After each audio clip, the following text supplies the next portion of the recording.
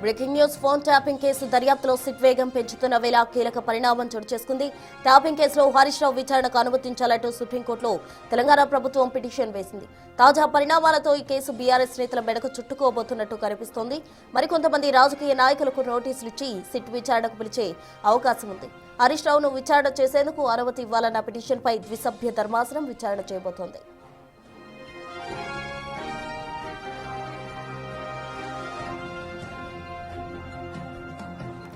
Phone tapping వ్యవహారానికి సంబంధించి SIT వేగం పెంచుతూ ఉంది. ట్యాపింగ్ కేసులో హరీష్ రావును విచారించేందుకు అనుమతి ఇవ్వాలంటూ కూడా సుప్రీంకోర్టులో ప్రభుత్వం పిటిషన్ వేసింది. మరికొంత రాజకీయ నాయకులకు కూడా ఇది చుట్టుకునే అవకాశం ఉంది. అయితే మొత్తంగా హరీష్ రావును విచారణకు అనుమతించాలంటూ సుప్రీంకోర్టులో తెలంగాణ ప్రభుత్వం పిటిషన్ వేసింది. తాజా పరిణామాలతో ఈ కేసు బీఆర్ఎస్ నేతల మెడకు చుట్టుకోబోతున్నట్టుగా కూడా కనిపిస్తోంది. మరికొంతమంది రాజకీయ నాయకులకు నోటీసులు ఇచ్చి సిట్ విచారణకు పిలిచే అవకాశం ఉంది. హరీష్ రావును విచారణ చేసేందుకు అనుమతి ఇవ్వాలన్న పిటిషన్పై ద్విసభ్య ధర్మాసనం విచారణ చేయబోతోంది.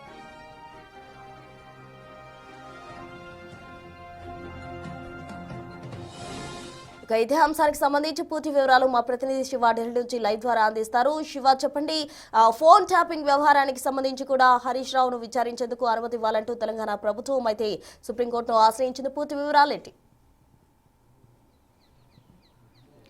రైట్ ప్రశ్న, తెలంగాణ ఫోన్ ట్యాపింగ్ వ్యవహారం అనేది క్లైమాక్స్కి చేరినట్లుగానే అనిపిస్తోంది. దానిలో భాగంగానే తాజా పరిణామాలు చూస్తుంటే మాత్రం ఉత్కంఠ రేపుతూ ఉన్నాయి. ఎక్కడ తమ మెడకు చుట్టుకుంటున్నట్టు కూడా గత ప్రభుత్వంలోని పెద్దలు కానీ అధికారులు కానీ భయంగా కాలం వెళ్లదీస్తూ ఉన్నారు. ఈ నేపథ్యంలోనే తెలంగాణ ప్రభుత్వం కూడా ఇప్పటి వరకు ఏదైతే కీలక ఆధారాలను సేకరించిందో దానిలో భాగంగానే తెలంగాణ మాజీ మంత్రి బీఆర్ఎస్ మాజీ మంత్రి ఎమ్మెల్యే హరీష్ రావును కూడా దీంట్లో ప్రతివాదిగా చేర్చుతూ విచారించేందుకు అనుమతి ఇవ్వాలని కూడా సుప్రీంకోర్టులో తెలంగాణ ప్రభుత్వం తెలంగాణ సిట్ అధికారులు పిటిషన్ దాఖలు చేశారు. ఈ నేపథ్యంలోనే ఈరోజు సుప్రీంకోర్టులో విచారణ జరగబోతోంది.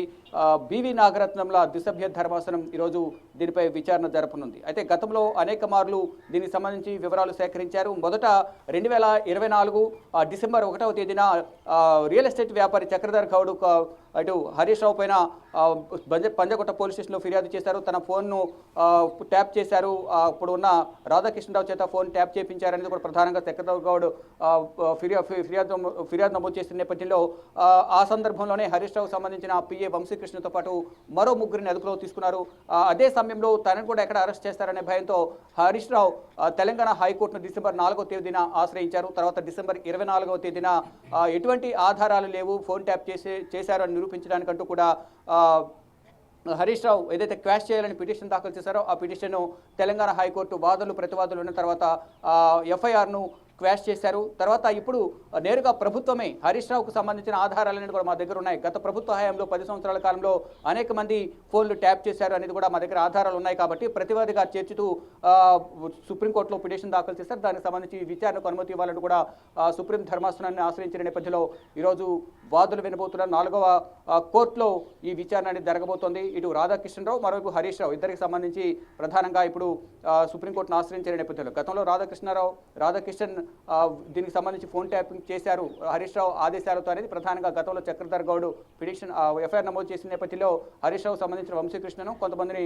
అదుపులో తీసుకున్నారు. అట్ ద సేమ్ టైం అతను కూడా నాపైన ఎటువంటి ఆధారాలు లేకుండా ఎఫ్ఐఆర్ నమోదు చేశారు కాబట్టి ఆ ఎఫ్ఐఆర్ను క్వాష్ చేయాలని కూడా హైకోర్టును ఆశ్రయించిన నేపథ్యంలో తెలంగాణ హైకోర్టు ఆ ఎఫ్ఐఆర్ను క్వాష్ చేసింది.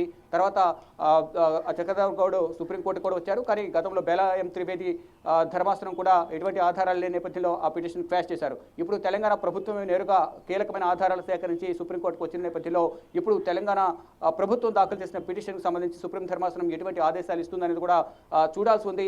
అంటే గతంలో చక్రధర్ గౌడ్ దాఖలు చేసిన పిటిషన్ను క్వాష్ చేసిన నేపథ్యంలో ఎఫ్ఐఆర్ను క్వాష్ చేశారు. కానీ ఇప్పుడు తెలంగాణ ప్రభుత్వం అనేక ఆధారాలను సేకరించింది.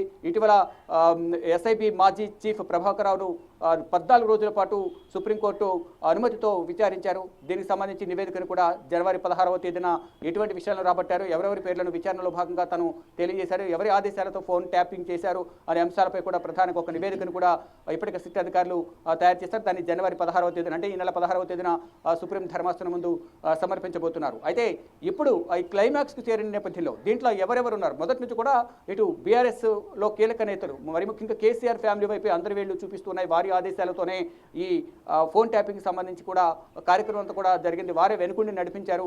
ఇటు న్యాయ వ్యవస్థకు సంబంధించి వారు, ఇటు రాజకీయ నేతలు, వ్యాపారులు, సినీ రంగానికి సంబంధించిన ప్రముఖులు అందరి ఎవరి కూడా వదిలిపెట్టకుండా ప్రతి ఒక్కరు కూడా ఫోన్ ట్యాప్ చేసి వారి యొక్క పర్సనల్ వ్యవహారాలు కూడా విని వారిని ఇబ్బందులు గురి చేశారు అనేది కూడా గతం నుంచి కాంగ్రెస్ పార్టీ అధికారంలోకి వచ్చినప్పటి నుంచి కూడా దీనికి సంబంధించి ప్రధానంగా ఆరోపణలు చేస్తుంది. దానికి అనుగుణంగానే ఆధారాలను సేకరించింది. దానిలో భాగంగా మొదట రాధాకృష్ణరావు, తర్వాత తిరుపతయ్య, ఇతర కీలక అధికార యంత్రాంగానందరూ కూడా అధికారులందరూ కూడా గత ప్రభుత్వ హయాంలో ఎవరైతే కీలకంగా వ్యవహరించారో వారందరూ కూడా అదుపులో తీసుకుని విచారించారు. వారు ఇచ్చిన ఆధారాల మేరకు మరికొంతమందిని విచారించారు. ఇప్పుడు ప్రభాకర్ రావు కానీ, రాధాకృష్ణన్ కానీ, ఇతర కీలక అధికారులు ఎవరైతే దీంట్లో ఫోన్ ట్యాపింగ్లో పాల్గొన్నారో వారందరూ ఇచ్చిన ఆధారాల మేరకు ఇటు రాష్ట్ర ప్రభుత్వం ఇటు సుప్రీం ధర్మాసనాన్ని ఆశ్రయించింది. కాబట్టి సుప్రీంకోర్టు ఇప్పుడు ప్రతివాదిగా గతంలో కేటీఆర్, అలాగే హరీష్ రావు, అలాగే ఇతర నేతలపై అనేక ఆరోపణల నేపథ్యంలో ఇప్పుడు చక్రధర్ గౌడ్ ఎవరైతే రియల్ ఎస్టేట్ వ్యాపారి ఉన్నారో హరీష్ రావుపై ఫిర్యాదు చేసిన నేపథ్యంలో అతను కూడా ప్రతివాదిగా చేర్చుతూ సుప్రీం ధర్మాసనంలో తెలంగాణ ప్రభుత్వం పిటిషన్ దాఖలు చేసింది. కాబట్టి ఇప్పుడు ప్రతివాదిగా హరీష్ రావు ఉన్నారు, మరొకరు రియల్ ఎస్టేట్ వ్యాపారి చక్రధర్ గౌడ్ గతంలో ఫిర్యాదు చేసిన వ్యక్తి. ఇద్దరు కూడా ప్రతివాదిగా చేర్చారు. మరి ముఖ్యంగా హరీష్ రావును విచారించేందుకు అనుమతి ఇవ్వాలి, విచారణకు సహకరించే విధంగా కూడా ఆదేశాలు ఇవ్వాలి అనేది ప్రధానంగా తెలియజేశారు. అంటే ప్రభాకర్ రావును 14 రోజుల పాటు కస్టడీకి తీసుకుని సిట్ అధికారులు విచారించిన నేపథ్యంలో కీలక అధికారులకు కూడా నోటీసులు వెళ్లే అవకాశం ఉంది. కీలక విషయాలు వెల్లడించారు అని చెప్పిన నేపథ్యంలోనే హరీష్ రావును అదుపులో తీసుకుంటారు, విచారిస్తారు సిట్ అధికారులు అనేది కూడా కొంత ప్రచారం జరిగింది. కానీ నవీన్ రావును అదుపులో తీసుకుని విచారించారు. అతన్ని నిన్న సుదీర్ఘంగా సిట్ అధికారులు విచారించిన నేపథ్యంలో అతని నుంచి కూడా కీలక విషయాలను రాబట్టినట్టు కూడా తెలుస్తుంది. అతను ఇచ్చిన సమాచారం కానీ, గతంలో పోలీసు ఉన్నత స్థాయి అధికారులు కానీ, ఇతర బీఆర్ఎస్ పార్టీ నేతల నుంచి సేకరించిన సమాచారం మేరకు సిట్ అధికారులు ఒక నివేదికను కూడా సమర్పించారు ప్రభుత్వానికి. ఆ ప్రభుత్వం కూడా కీలక నేతలను ఒక్కొక్కరిగా పిలిచి విచారించే అవకాశం అయితే కనిపిస్తుంది. అంటే ప్రభుత్వ ఆదేశాల మేరకు సిట్ అధికారులు వారందరినీ కూడా పిలిచి విచారించే అవకాశం అయితే కనిపిస్తుంది. మరి ముఖ్యంగా హరీష్ రావు కీలకంగా వ్యవహరించారు, కేటీఆర్ కీలకంగా వ్యవహరించారు. కేసీఆర్ ఆదేశాలతో వీరందరూ కూడా అధికార యంత్రాంగాన్ని వారి చెప్పు చేతలు పెట్టుకుని ఫోన్ ట్యాపింగ్ చేపించారని కూడా ఒక ఆరోపణ ఎదుర్కొంటున్న నేపథ్యంలో ఈరోజు సుప్రీంకోర్టులో దీనికి సంబంధించి కీలక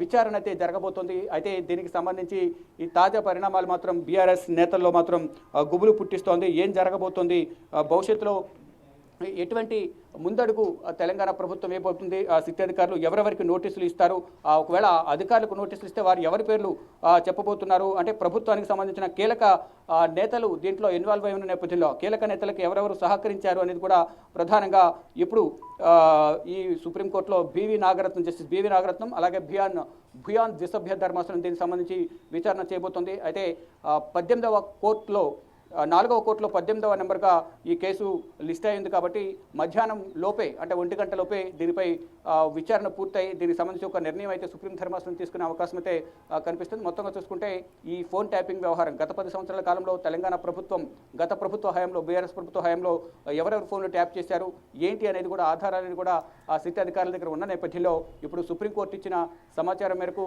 అంటే నిర్ణయం ఉత్తర్వుల మేరకు హరీష్ రావును విచారించడం, ఫర్దర్గా ఇంకా కేటీఆర్ సంబంధించి కూడా విచారించే అవకాశం ఉన్నట్టు ప్రచారం జరుగుతుంది. మరోవైపు కేసీఆర్ కూడా నోటీసులు గవర్నర్ యాంకర్